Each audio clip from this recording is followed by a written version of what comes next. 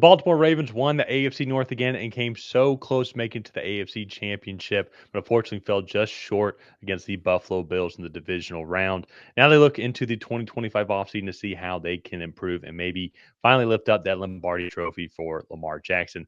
My name's Tyler, here with my brother Ryan, and we're going to break down what you can expect the Ravens to do this offseason and how they can get closer to winning the Super Bowl. But before I do that, if you like the Tracy Take and the content that we put out, you want to help the channel grow, easiest way is smashing that subscribe button, tackling that bell to get notified when new videos come out, and leave a like and a comment. Let us know what you want the Ravens to do and why. And Ryan, disappointing end to the season once again for the Baltimore Ravens in a very unique season so far. If you just kind of go look at how the Ravens season started, it was like the doom and gloom, so to say, but not so really, like going 0-2, rarely losing to Kansas City at home, and blowing a game against Las Vegas, and then they just started to just torch some offenses here. Mhm. So they had their first game under 330 yards of offense was in their loss to Pittsburgh, actually. And this is team total offense. They had 329 in week 11. Which is absolutely wild here. And it makes sense why they're like the number one overall offense, seventh in passing, first in rushing. Who would have thought that Lamar Jackson and Derrick Henry would have been a good running back combination? And just a fit, like overall, just a solid offense here as well. And even to their defense was one of the top ones in the league. Um, th- it started off slow, as I said here, but like it kind of even this passing stat a little bit misleading. They weird combination of they blew some leads early on, and the secondary was struggling, but then also too, kind of combined with that, they were leading so much, I think, in the second half of the Yeah. season. A lot of their games, teams were throwing against them, and their secondary did improve a lot. Darius Washington, Kyle Hamilton, back in the safety position there, I think helped out a lot. I don't want to say the rise of Kyle Van Noy because we all know who he is, but he had a great season as well, which helped out a lot in the pass rush, which is why they're the Yeah. second best pass team. This defense was, especially this past defense, I think was better at the end of the season than what this stat initially says. No, I agree with that. They did have some Nate Wiggins missed some time with injury. Marlon Humphreys missed some time with injury. So whenever your first round pick and your top corner miss some time with injuries, that's also going to hurt as well. They also were so stout against the run that teams almost immediately would abandon that after that was not established in the first quarter or two. So they had a lot of pass attempts thrown against them. They were leading most of their games, and so there were just other things other than injuries, maybe some poor play at the beginning of the year that kind of led to the passing defense being ranked 31st overall. But that is going to be a pretty big, I think, team need for them, is kind of shoring that up. Marlon Humphreys, I believe, is at 30, if not quickly approaching it. But with that being said, their biggest offseason free agent is going to be Ronnie Stanley. That's going to be the biggest one. Patrick Mercari is another one. So 2 starting offensive linemen for them are going to hit free agency. I find it hard to believe that Ronnie Stanley will really leave, especially at this point in his career. I also think that the Ravens will take care of him or potentially just franchise tag him and pay him the money, because he is probably a top 5 caliber tackle in the league, and so I think he would be worth that contract. Maybe it's a tag and extend for a couple more seasons, and they can lighten the load there. But it's going to be really interesting to kind of see what happens with this offensive line, because I do think Patrick Mercari is a real candidate to leave. Another one like Nelson Aguilar, some rotational players I think on the offensive side of the ball there as well, just with Tylan Wallace. And Deontay Hardy and a few of those guys. So be interesting. Not a whole lot there that is to be concerned about, but definitely those 2 offensive linemen stick out to me the most. Yeah, and that I think is one of the primary team needs for this team is really just kind of figure out what do they want to do. I mean, you have Ronnie Stanley, and Mhm. it also too. Apologies, this is a typo, but uh, Macari's the left guard there as well. I think he can kick out a left tackle if Ronnie Stanley does get Yeah. hurt, but he's primarily the left guard there. So I think that's going to be one of the key areas that they need to focus on. The secondary is one that we've already touched on, and I think they're going to re-sign Darius Washington as well. I also think he's going to be relatively affordable as an undrafted free agent as well. Get him back into the system. He did really well with Kyle Hamilton in the backfield. Of this offense definitely seemed to improve as well.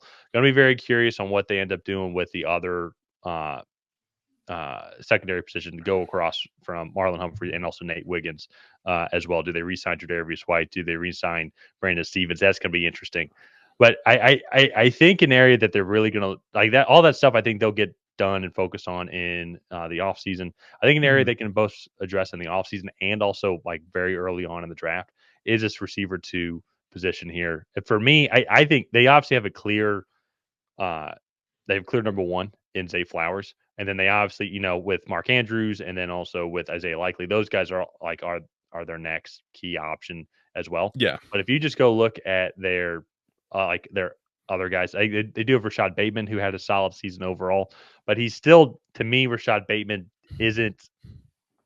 I don't think he brings enough to the team. I think he benefits. I think his numbers are better benefiting from the amazing skill position players around him, like Lamar Jackson, Derrick Henry, or Zay Flowers. I think they need to get another like key game breaker guy to really kind of elevate this offense because I do think this passing offense. I know it was ranked seventh uh, Mhm. um, overall, but I think they're still missing that number two guy. And you had good seasons from a guy like Rashad Bateman as well. Nelson Aguilar, he only had a couple hundred yards on the season. You had Tylan Wallace as well. And so, and Yeah. maybe there's some other guys that I'm missing. Obviously, Deontay Johnson, he was a success for the Ravens team, just like all the teams he played for this year. But uh, I'm going to be very curious on how they address the wide receiver number two position. They are sitting at currently, uh, according to over the cap, around 6 million. So depending on which one you say, this number isn't finalized yet, but it seems like they're going to be pretty close to the cap. So they're going to have to make some room for adjustment. And if they're going to want to try and go and get some of these key free agents for both the offensive line or the secondary, or even some other consistent guys for them, they're going to have to clear up some room. And I think a couple guys that could be some real guys that they can lean on. I think go get some veteran guys like Brandon Cooks or Keenan Allen. To me, I think that those obviously you'd love to go get T. Higgins, but if you're looking for a guy to come in and work really well with Lamar Jackson, I could see one of these two guys work well for them, particularly actually Keenan Allen. Now we'll have to see what his price tag Yeah. is for this team, but Keenan Allen is just going to be that very consistent veteran receiver that Lamar Jackson can rely on. And even too, he did play with Caleb Williams for this past year. He's a very smart veteran receiver who is good at improvising, and there's a lot of improvising going on with Lamar Jackson. I think he could really help boost this team. If they want to focus on the secondary and bring in maybe like a Razzle Douglas or even the two, if they decide to move on from Ronnie Stanley, bring in Cam Robinson. So those are just some other names, but it's going to be very interesting on how the Ravens focus on the free agency aspect of it. So I think if they're really trying to take that next step, they need to get that other like dynamic playmaker. And I Mhm. just feel like Rashad Bateman, he's fine. I think he's a good receiver three in this system, but I also think his numbers are inflated because of how spectacular Lamar Jackson is, how amazing Derrick Henry is, how like Yeah. freakishly fast Zay Flowers is, and he fits. And Rashad Bateman, I think, is more benefacting of the system. Yeah. One guy that I think would be a good fit here that's not on this list would be Stephon Diggs. I think that would be a good fit. I That'd think be interesting.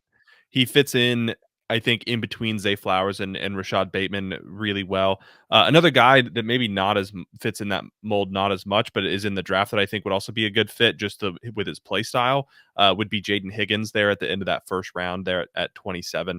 He's had a really good showing at the Senior Bowl so far, and I think you throw him in there, he can kind of be that big slot for you that has the flexibility to kind of play inside, outside, can be moved all around. Zay Flowers is your gadget guy, and then Rashad Bateman can be the wide receiver three in Hmm. that group right away. So some very interesting options there. Other guys in the draft: Kelvin Banks, Ariante Ursary. If they don't bring back Ronnie Stanley, they might want to invest in that position. Just with Ronnie Stanley getting older, anyways. But we'll kind of have to see. Jahdae Barron, get another versatile corner in there. Yeah, Uh, as well. Trey Amos is another one that I think would be interesting. He's not the best athlete, but just a really physical corner. Azariah Thomas is another guy I think that could fit in that mold as well, maybe in the second round there. But and then last but not least, Jalen Royals I think would be another interesting fit. Just another guy that can make plays with the ball in his hands. Xavier Restrepo is in that similar mold as well. Maybe not quite as big, but all in all, like there's a lot of different options I think that the Ravens can go in free agency and the draft to improve this team. Yeah, it's interesting just with the way this Ravens offense is built. And actually, even Yeah. before I get to this point, Ronnie Stanley's birthday is only 3 days before mine, and he's only gonna be 31. So he's not that old. I'm gonna be 30 in March. And so Ronnie Stanley's gonna be 31. So I just want to make it It very clear. I He's will not say that you're right, old. it's not that old, but when you're an NFL player who's going into like his 9th or 10th season, that those miles wear on you. Well, in the tackle position, he's got another 4 or 5 year contract in him left for sure. I think. Maybe, I mean, maybe there's a we'll lot of see. tackles in there who's 33, 34, 35. Anyways, so but going back to the offensive side point though, is with the way the offense is built, and Ravens fans correct me if I'm wrong, but it's like your typical like I don't think like a Nico Collins like pure X role would fit well in this Ravens offense, just with the way that it's built, with the improvisation, the speed of Lamar Jackson, and so it's kind of a unique setup here. Obviously, Zay Flowers works perfectly with Lamar Jackson, like that was a match made in heaven there. But then they still need some sort of guy who can kind of be on the outside, but they can move around a bunch as well. I don't know if this is making sense. That's where I think it's very interesting on how they have to go and approach for these in this upcoming draft. So like when you hear that, what are some receivers you think that kind of fit that mold that I the mean, that Ravens could would kind go of after? play across the board. I mean, a lot of these guys can like you're gonna have to avoid like the jump ball receivers. Like Caden Prather is one that's like a true X. He played like over 90% of his snaps on the outside, but that's a later day 3 guy. A lot of these Yeah, guys can move around. Another one that I think would be interesting would be Jack Besh. He's a big physical receiver that's going to be kind of your power slot option. But he's a former tight end. He gets down and dirty there in the middle. But this is definitely one of the more unique offenses in the league. And I think Greg Roman did a great job when Lamar Jackson was uh, younger in his career and just getting yeah, into the NFL of kind of tailoring an offense to his skill set. And now Todd Monken has really come in and just kind of taken that offense to another level. And just with how efficient it is. So I yeah. think it's going to be interesting to see kind of what they do. They have a litany of picks there to go and get basically whoever they want at a certain point. So Absolutely. let, let's go ahead. Let's wrap it up here. If you guys have not already, please go ahead and like and subscribe. That is the best way to help out the channel. While you're down there, leave a comment on what you want to see the Ravens do in the 2025 offseason. And other than that, we will see you guys next time.